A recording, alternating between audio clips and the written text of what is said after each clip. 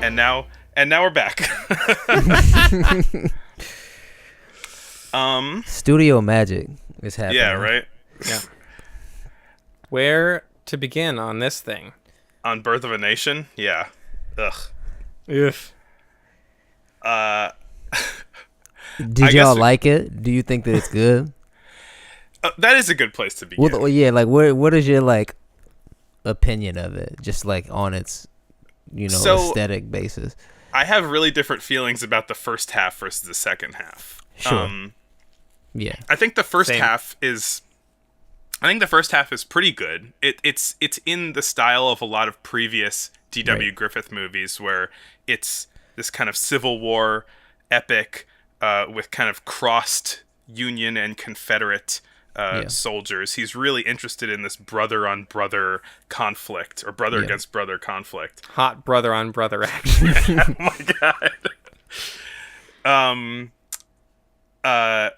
And it's well done. It's like a well done like action film basically. And then the second part is disgusting. And I don't think that it's good enough to really make up for any of that. I don't know. How do you guys feel? So, I mean, I hated this movie before I watched it.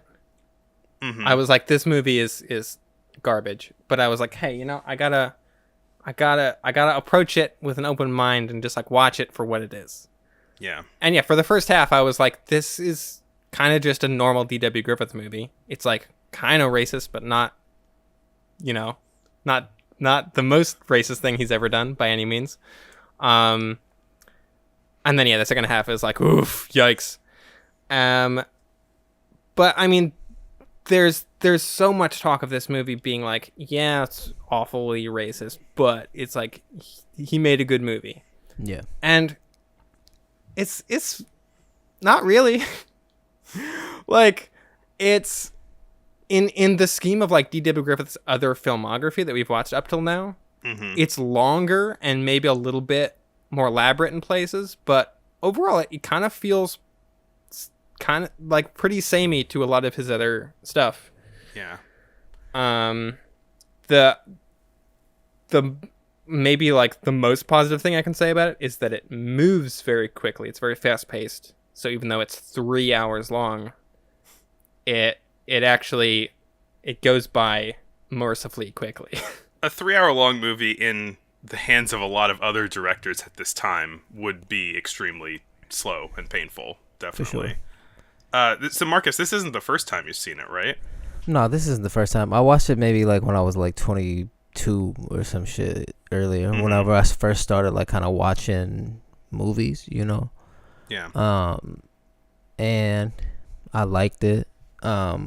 A thing about me is that I'm just never really shocked by like racist imagery, Right. I just like am, like numb to it, and it doesn't surprise me that it like pops up, so the first time I watched it, like I saw that and I just like understood like, oh, this shit racist as fuck. Like this shit mad fucking racist. Yo. But I was just like, whatever. I watched it. But now that I have more like, especially more like context for what's going on and like history and like its impact, yada yada yada. I watched it again. I still kind of like it. I think that like I actually like,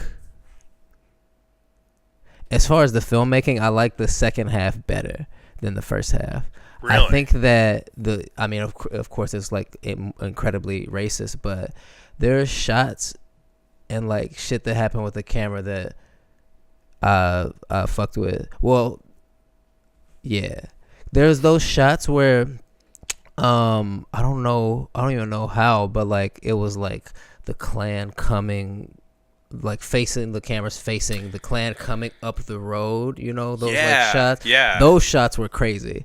Like those really stood out to me.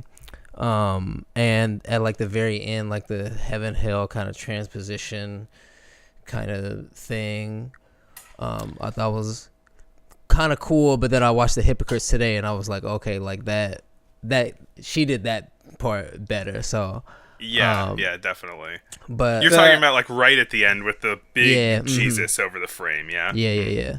I think that just kind of the placement of that is interesting. Like that just kind of was out of nowhere, and it was kind of I don't know. Yeah, that I mean it was kind of cool, but like it was kind of cool in a way that was like, oh, like damn, you like not a lot of people were doing shit this elaborate in 1915 with film. So like part of it is me being like, well, okay, like you're like a very competent filmmaker, like you knew what the fuck you was doing. There's no like question about that. But and then it was funny because I texted you, Chris, and I was like, I don't even know, because I don't know anything really about D.W. Griffith. I've never seen any of his other movies, and I texted you and I was like, is he even like really like a racist for his time, or is it like a he's, you know, compared to his time it's whatever? And you were like, no, yes, he's pretty fucking racist. Yeah. Yeah. It was funny. I texted you that 20 minutes into watching it, and then like maybe 5 or 10 minutes after that, I started to just realize like, oh, this shit. It's billed as like a, I don't know, brother on brother kind of thing. It's sympathetic to the fucking South from the very beginning. I don't even understand why. I don't think that the North, you know, we were friends and now we're not friends and all that. I don't believe that adds to anything. I think that's kind of useless. You mean the like to the narrative it doesn't add anything, or to the ideology? What do you mean? Just to the narrative, like it doesn't. I don't know. To me, it didn't. Not that it's not useful in the narrative itself. I just thought it was kind of dumb. Like, you know, like I think it's kind of. I just think it was kind of dumb to like even have that juxtaposition, but be so sympathetic only to one side. You know, right, that case. In that case, I don't need that deep of a backstory about, you know, I forget the names of the families. But the Stonemans and the Camerons. I don't need that backstory if you're only going to be really sympathetic to one side. And that's a small like kind of narrative nitpicky thing, but like I think that's legitimate. Yeah. I mean, like it follows in the vein of a lot of his previous short films where it does seem like the main issue that he has with the Civil War is like the tragedy of Americans having to fight Americans, and he makes it more explicit in this movie that it's the tragedy of white Americans having to fight other white Americans. Of course, yeah. So he's done other movies that sort of juxtapose a Union family and a Confederate family, and then they clash, and it's tragic in a way. But he always does sort of end up more on the Confederate side. I think with this movie, it really solidifies that as like. I think, oh God, I need to find the quote toward the end where it basically says, the former enemies of North and South are united again in common defense of their Aryan birthright. DW isn't even pretending anymore. Like, no, it's so pointed. It's pointed way before that, but yeah, especially towards the end, the title cards, him just like, we get it, DW. Yeah. You know, another thing that I didn't like about it is like I hated the use of, you know, like some people being in blackface, but then they're also in the same scene being black actors. Yeah. You know, I think that's just like I don't know, aesthetically kind of fucked up. You know, just dumb. Like pick one. If you want to just have everybody in blackface for sure, right?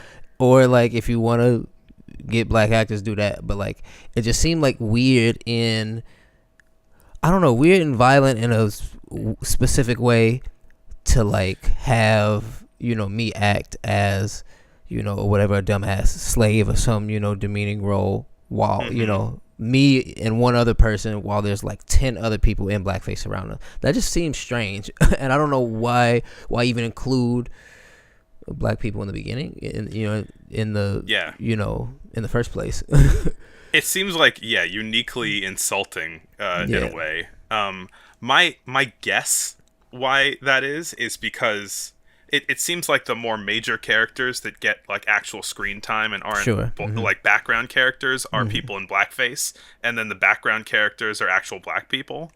And so it might have something to do with like the segregation on the film set, which we have seen a bit of before.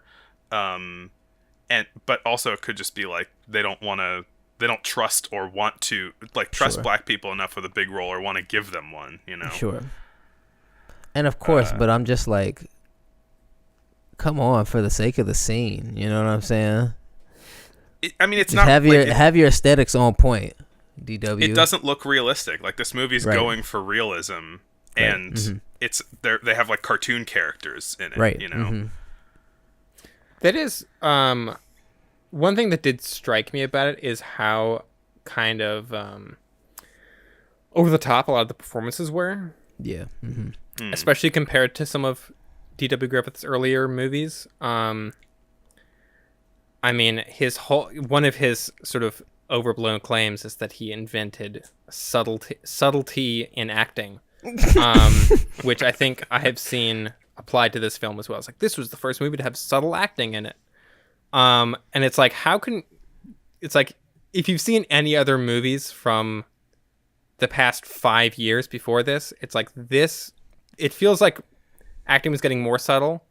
And then D.W. Griffith was like, no, forget about that. We're going big in this one. And it almost like kind of undermines his whole. This movie feels like it's trying to be so like important and sort of dignified, I guess. And it feels so cartoonish, even for one of his movies, I think. Who in particular are you thinking about with their acting? Pretty much everyone. Yeah. I mean, particularly, I think the like head of the Stoneman family, That's what I was gonna say too.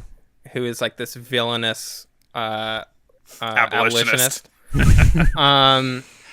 And he is just hamming it up Yeah. every day. The guy who plays Silas Lynch, the mixed race lieutenant governor or whatever, is it's just like everyone in this whole movie is at 11. It's like the only direction he would ever give was just be the most intense you can possibly be at every single moment.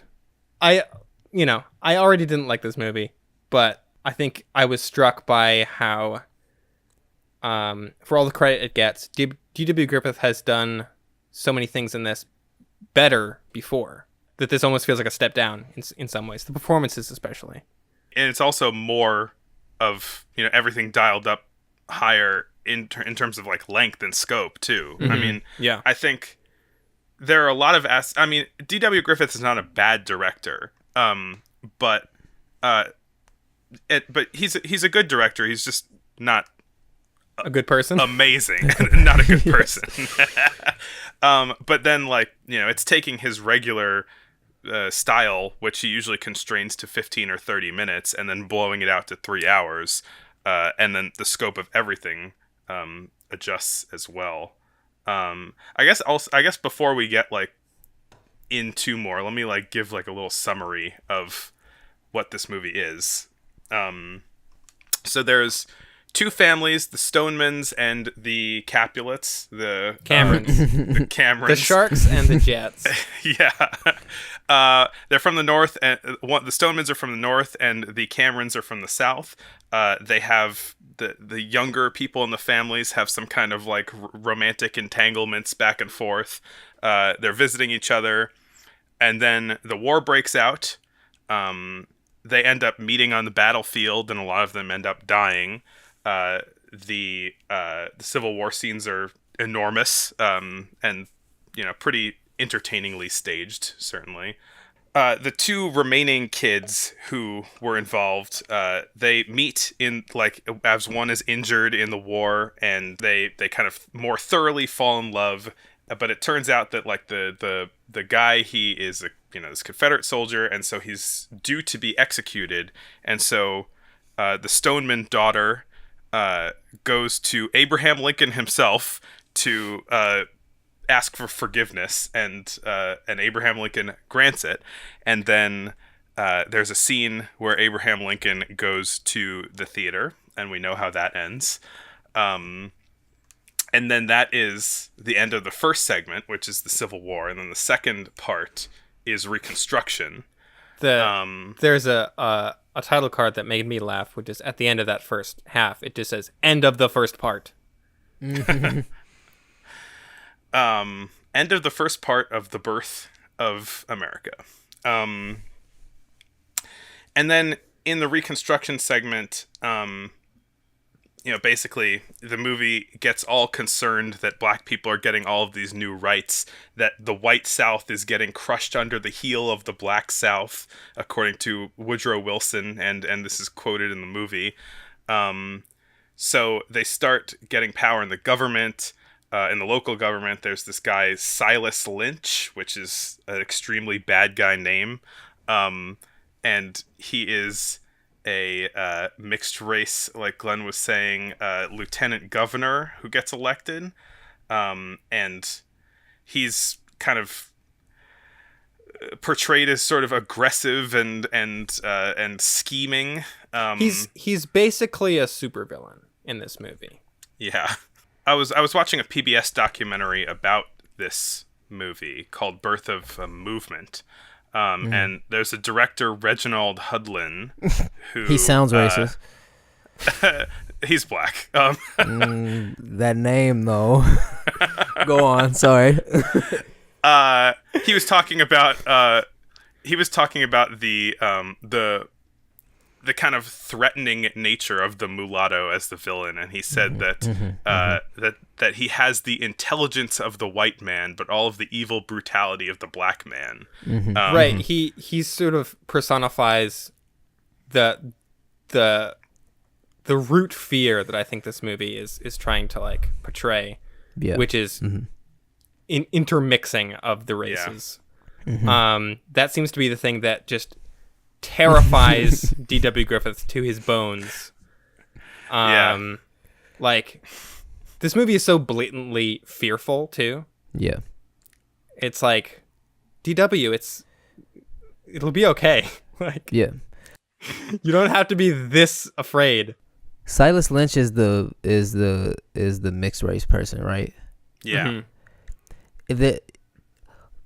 There's something that I appreciate about this movie being so like egregiously racist and violent, because there are those things that like of course it's egregiously racist and violent, but like that was also the time, and like of course it's like whatever this movie is portraying, it was 100 times worse in real life, But so that's why I'm like, I appreciate that part of it, like, and even like going so far as to like name a mixed race person Lynch, you know what I'm saying? Like even that in itself is wild, like, and violent on every fucking level, Right. So yeah, that's what I was just thinking kind about. of like refreshingly honest about it in a way. Well, like it commits. Honest in its like portrayal of like violence and racism, not honest in the story or right, like the portrayal of people, but yeah, I mean, it encapsulates a feeling at a time, I think that is like a kind of a perfect capture to be like, okay, like this is what was a blockbuster, this is what people was coming out in droves for, in 1915, this shit made like 50 to 100 million or something. It made like something a crazy amount of money for the time, right? Yeah. Yeah, I mean, on the one hand, right, like we don't know what life was like in 1915, just right, for people in general.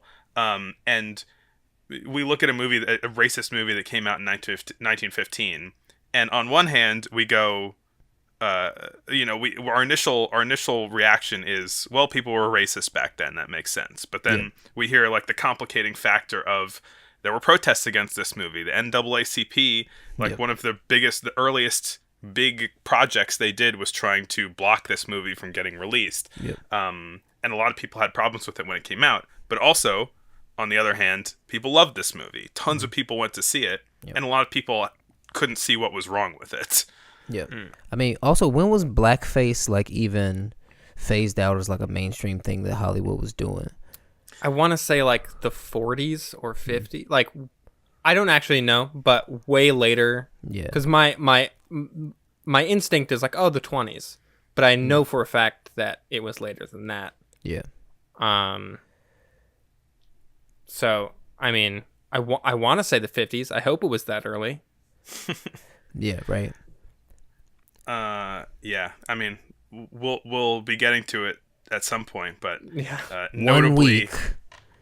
yeah, in 12 weeks, we'll be getting to The Jazz Singer, Oy. which is the first talkie, but also has a lot of blackface in it. That's the first talkie. Yeah, yeah. Yes, that is hilarious. This country is hilarious. It's a silly place. Well, now I'm curious to see if it is the first talkie, because there's probably going to be something before that.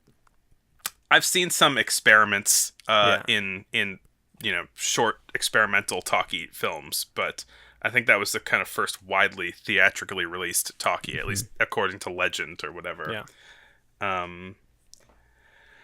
And then the so reconstruction thing is a kind of very diffuse segment. There's a lot of different things happening at once, but mainly it's just all of this panic over black people getting more representation in government. There's this scene that the camera is portraying as horrific of all of these black people in the legislature or whatever in South Carolina, and they are like taking their shoes off and drinking and eating fried chicken inside of the I didn't even notice building. that. Oof. Yeah. And there are some like horrified white people who are watching from the second story as they pass laws to allow white people and black people to marry each other. Which, I mean, I just compared Silas Lynch to a supervillain. I feel like this movie treats interracial marriage like a supervillain plot. It's like, if we can just stop this thing from happening, like everything will be okay. Yeah. Like, but there's like this like out of control plan that's happening that the heroes have to stop. Yeah. Yeah. As a product of miscegenation, I resemble that remark. But Yo, me too though. and so there's this black Union soldier in blackface, Gus, who sees the daughter of the I'm forgetting the Cameron family. The youngest daughter of the Camerons. Yeah.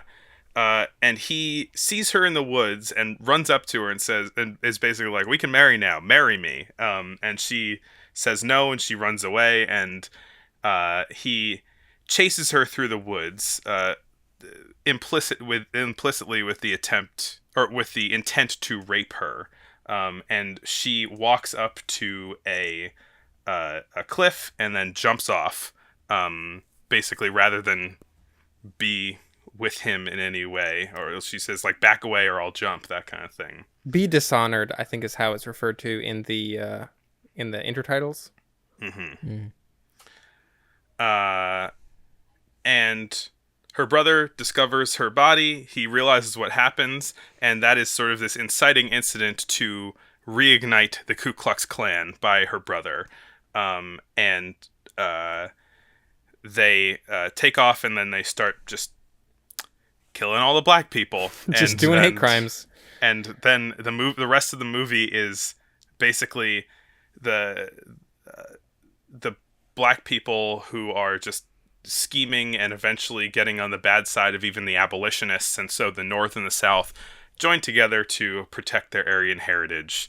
And the KKK in this movie are heroes who are and portrayed as almost Marvel-esque heroes who are killing all the black people, and then when order is restored, they are pointing guns at them as they walk up to the voting booth, which is just wonderful. And then we end on an image of ghostly Jesus. Yeah. Yo, another thing that I didn't really fuck with about the movie is like once the KKK was invented, it was the last hour, 45 minutes or something was just all the like, and now niggas is scheming. We gotta stop them, you know, like, and a lot of that shit was just honestly kind of boring, you know, to like. It's pretty one note. Yeah, and it's just like I don't know. I just feel like, yeah, I don't know. I mean, I get that he wanted to make something on an epic scale, but I just feel like you built all the way up to, and like you built well all the way up to like the birth of the KKK, this whole backstory, and then like all to say we gotta save the white race. You know what I'm saying? You built all the way up to this, and then the last hour is like, well, now let's just kill niggers. You know, like, right? And it's just kind of like, yeah, it's just one note and kind of boring, and like I don't know, you know. Do you feel like it like lost the plot, like it became all about an idea instead of an idea and just watching murder happen rather than like actual story, I guess? Yeah, you know, and that's the kind of actually the part that kind of feels marvelous to me. Like it builds up to this big kind of moment, and then there's just like a long kind of battle scene or kind of like epic kind of clash between, you know, actors. That I just feel like is kind of unnecessary. I'm just kind of like, I think it was one of my main things is I do think that it's too long, and not only because it's just 3 hours, even into my like contemporary brain is too long. It just like, yeah, there are points that I just was like kind of bored, you know. Also, I didn't like much of the score, which is also like, wasn't it like the first movie to be like have a, you know, music written for an orchestra or something like that? I read. No. Yeah, there's so many claims that this movie's the first of that are yes, not please, actually true. I call honestly, this motherfucker out. The only one that I think is true is that it's the first. It was the longest film ever made at the time. Yeah. But yeah, too fucking long. Like too fucking long. A bunch of useless scenes. Yeah, I think the like comparison to Marvel movies is interesting and kind of apt, because I'm stealing this from Alan Moore, but Alan Moore said, I think in 2017, that there is a good argument to be made for The Birth of a Nation being the first American superhero movie. I mean, it's got masks, it's got capes, it's got crime in quotes, fighting, and it's got, you know, this idea of like people come together to fight together and like preserve their, you know, their greatness, sort of. I mean, preserve their nation, right? I think a lot of superheroes are fighting for saving the world, idea of a nation. Yeah. You know? And I know that the HBO Watchmen TV show kind of mines that idea a little bit, of sort of like directly kind of connecting the idea of superheroes with the KKK. And as a big fan of superheroes in general, that's uncomfortable, but I have to acknowledge that it makes a lot of sense. It's like, yeah, for sure. I can see that thread for sure. I think it's a sound argument, honestly. Yeah. It checks all the boxes, if at the very least. Yeah. Masked Crusaders, right? I mean, even inspired by the Crusades, probably. I think that it's actually like an interesting piece of revisionist history is to try to relabel it as kind of a superhero movie, because then it would be seen as fantasy, you know, because that's what it is, you know, like, yeah. I mean, it checks all the boxes, so like it just is what it is, you know. I just had that thought, so I'm just like, oh. Yeah, I guess to treat it as, I mean, it's historical fiction, and it's also historical revisionism, because it's saying made up nonsense about the Civil War and Reconstruction, and I guess to more honestly engage with that by calling it fantasy fiction. Yeah. I think the movie directly tries to make it seem not fantastical. It tries to like really root it in history by doing these sort of like historical recreation scenes almost. There are intertitles that preface certain scenes that are like, this is a recreation of a historical thing, like, and it like cites what it like cites like a photograph or certain things of like, this is a real thing that happened, and like, this is a scene of Abraham Lincoln signing a thing. I kind of assume to sort of lend credence to the whole enterprise. Even though I feel like the fictional parts, most of it, felt towards the end of it, I started to get this feeling that, so I knew that D.W. Griffith was inspired by Quo Vadis and Cabiria. Cabiria. Yeah. And it kind of feels like he's applying that. Those movies are about ancient Rome, and it seems like he's kind of trying to apply a similar logic to Reconstruction era America as this like mythic storytelling of those Italian movies. Yeah. To this movie. It seems like a reverence for ancient Rome and all of that kind of stuff is built into the white supremacist mindset, considering a lot of Western civilization defenders these days. I guess it has a history. Yeah, I mean, Quo Vadis also has this sort of story of like the oppression of Christianity and like Christians being oppressed in Rome. And getting eaten by lions, which was sick. Eaten by lions, which was awesome. And it kind of feels like he's trying to apply that to like Reconstruction of like, oh, look how like white Christians were being persecuted because they had to like share the sidewalk. And it's like, no, DW, like this equivalency does not work. Yeah. Fuck that nigga. Seriously. Yeah, I think that he's definitely overrated. Also, I feel like even if he did do shit first, just because you did something first doesn't mean that you did it the best, I think that there's, there's definitely like some credence to, putting, the move, creating the thing first, and like doing it and like having that vision, but that doesn't mean that you did it the best, He also didn't really do anything first. That's what I'm saying. I mean, on top of everything, Yeah. I feel like now's a good enough time to talk about how much like credit this movie gets and how undeserving it is of most of it. Not all of it, but most of it.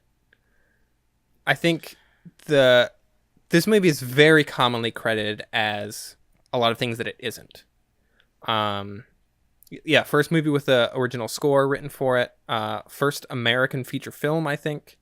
I've seen it. Who said that? Yeah, That's not true. I don't know. I'm not saying this is like in published journals everywhere, but it's like a lot of things get thrown at this movie in praise that are just, completely untrue.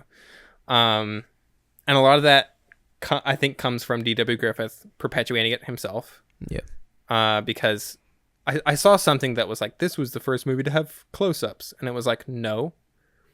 D.W. Griffith already claimed to have invented that like 3 years before this movie. And he didn't do it then either. Yeah. And so I didn't really know how much of that, like before watching it, I was like, we'll see how much is like, how innovative it feels while watching it, having like watched all these movies up to this point. And it kind of feels like just another D.W. Griffith movie in terms of like the technical aspects of it. There are some really striking images in it, and like some really I think it's very well edited, as most of his films tend to be. But it's like Cabiria also doesn't do that many things new, but I think that felt like it was pushing the medium forward to a much greater degree than maybe than this. Yeah, I mean, it's some of these movies are advance in technique, and some of them advance in just actual quality. Like, I think that this is a better movie than Cabiria, which is the Italian movie we watched last week. Cabiria is boring. Like it's for I didn't find it boring. For the type of movie it is, which is a 1910s Italian epic, it's the best one that we saw, but it is still a lot more boring than this movie. I feel like you that's can, true. You know, you can pay attention a lot easier with this one. But it made some bigger strides in technique and a little bit in scope that this movie didn't. Yeah. For sure. I think the thing that this movie gets credit for that is true, but maybe not necessarily in the way that it is always intended, is its like impact, its like cultural impact, and its example as like the power of film, of like the power of movies. For sure. This movie had an insanely profound impact on the world in one of the worst ways possible. That's a fact. Chris, I know I sent you this article, but there was a Harvard University paper by a guy named Desmond Ang that was published last year that as like empirically as anything can be proved with like movies' cultural impact, he basically goes through and proves how this movie was in large part responsible for the revitalization of the KKK in the 20th century, and just in an increase in general racism and hate crimes. Yeah. Throughout like every place the movie screened, because it's screened as a roadshow, every county the movie screened at would have a like 5 times spike in hate crimes in the months afterwards.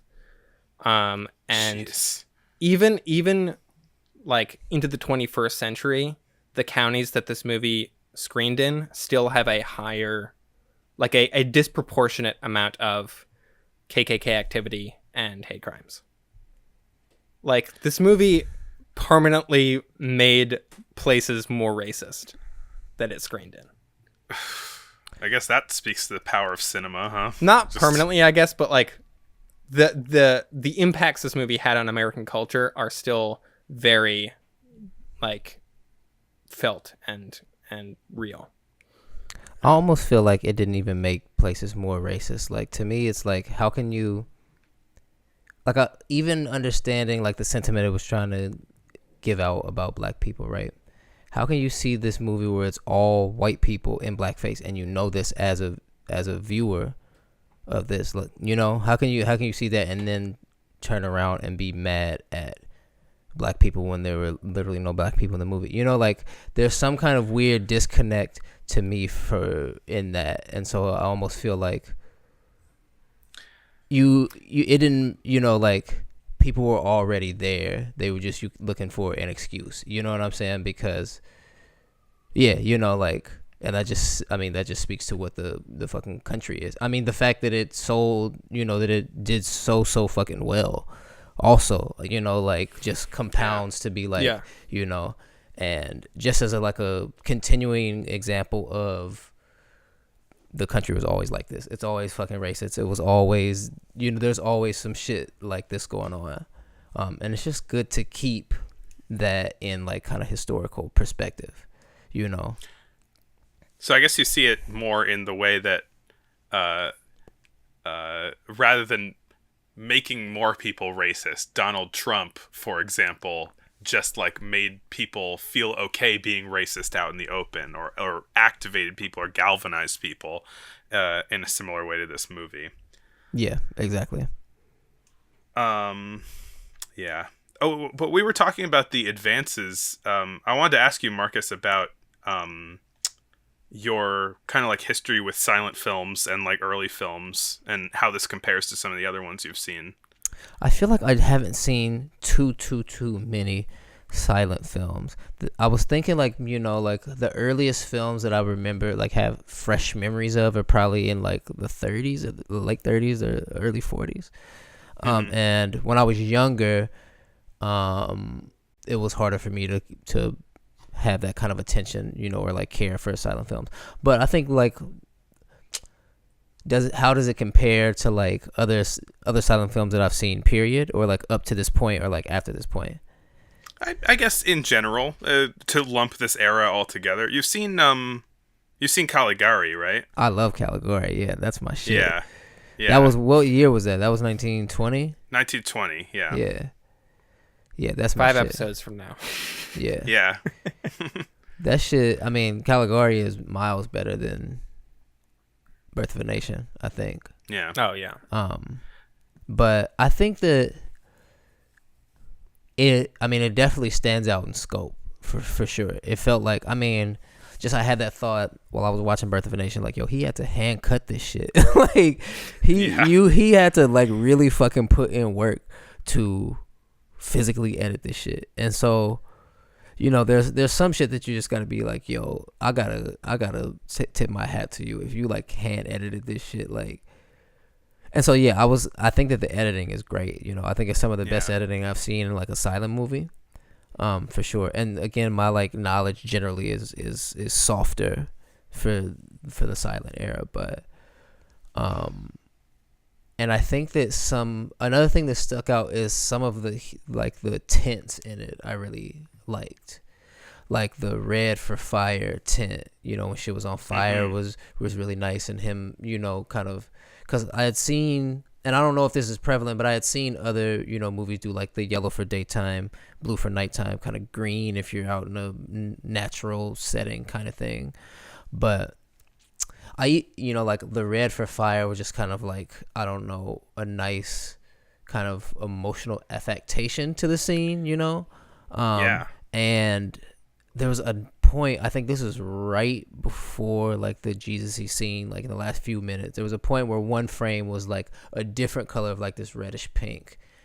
There was, I can't even remember the context of what was in the scene, but I think some of the way he played with those tints worked out in like an interesting way.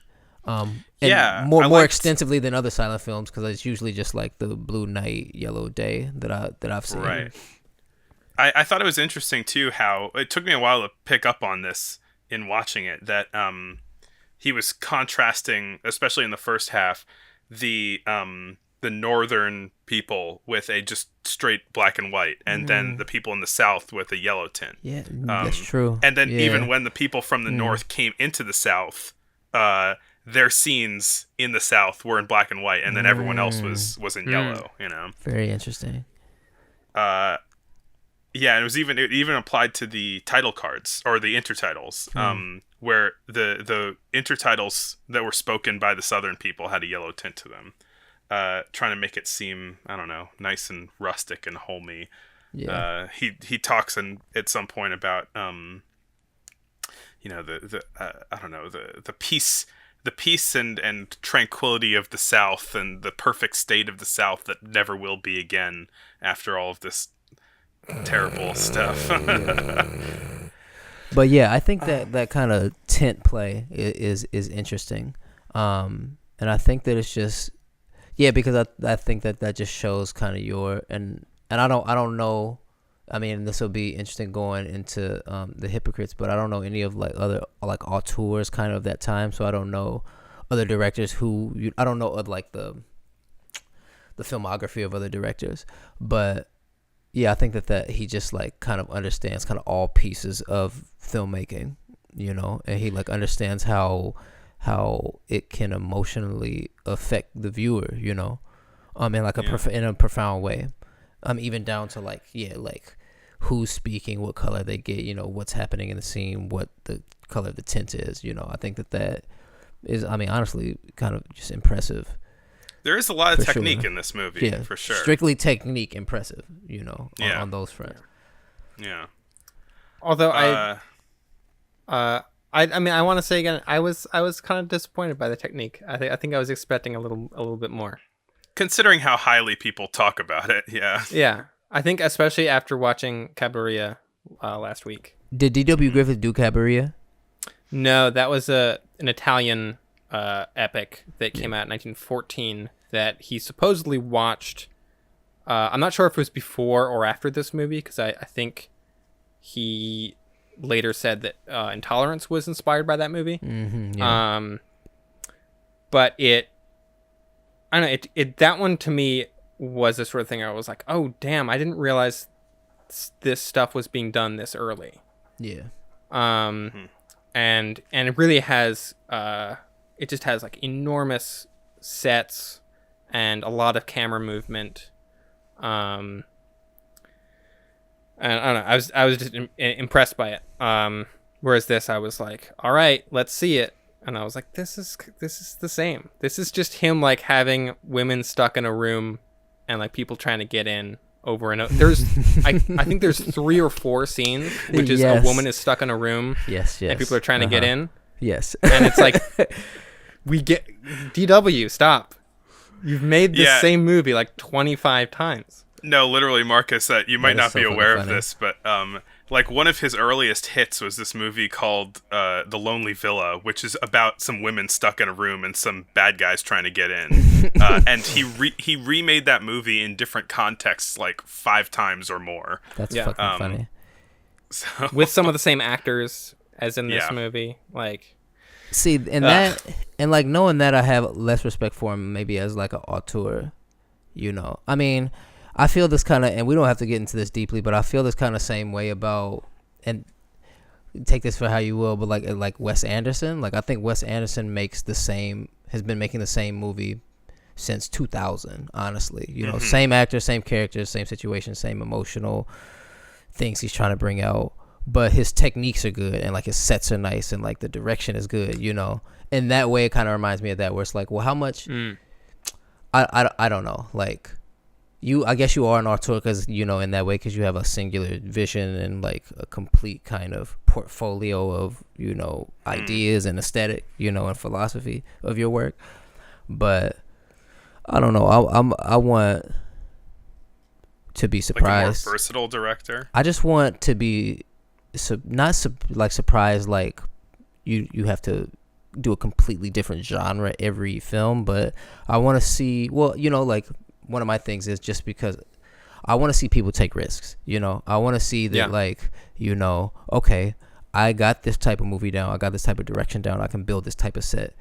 What else can I do? How can I tweak this, instead of just being kind of complacent and being like, you know, and just kind of rehashing it, you know. That's right. Boring to me, you know. And I feel like I'm less interested in auteurs that do that, and more interested in people who try to, you know, like push themselves in some way. I don't really like fucking James Cameron movies, you know. I mean, they're fine, but like the fact that he tries to invent new shit, literally, you know, to do shit, you know, in front of his movies, I respect that. Like, okay, you know, I've done the biggest, you know, production in this way, you know, and I made the shit for this camera, you know, did all this shit. I want to like push that. I want to do more, you know. I want to like, you know, you know, and regardless if it like works kind of out in that way, I always appreciate that kind of effort, you know, from all kind of artists and mediums, you know. That's definitely true. Yeah. Like it's so much. I mean, that's something that I think is neat about Hypocrites, is that I feel like it is going for something pretty wild. For sure. And it's not trying to be normal, which I think I can respect a lot. I watched Hypocrites. Yeah. I guess are we transitioning to Hypocrites now? Does anybody have anything else on Birth of a Nation? Nah. I have a bunch of like small grievances with it. I mean, I have a near endless list of grievances. Sure. Yeah. I really do. I have pages way more about like its negative impact on society. I have more about it's just like some of its like more dumb decisions as a film. But I think we've dunked on this movie enough. Yeah.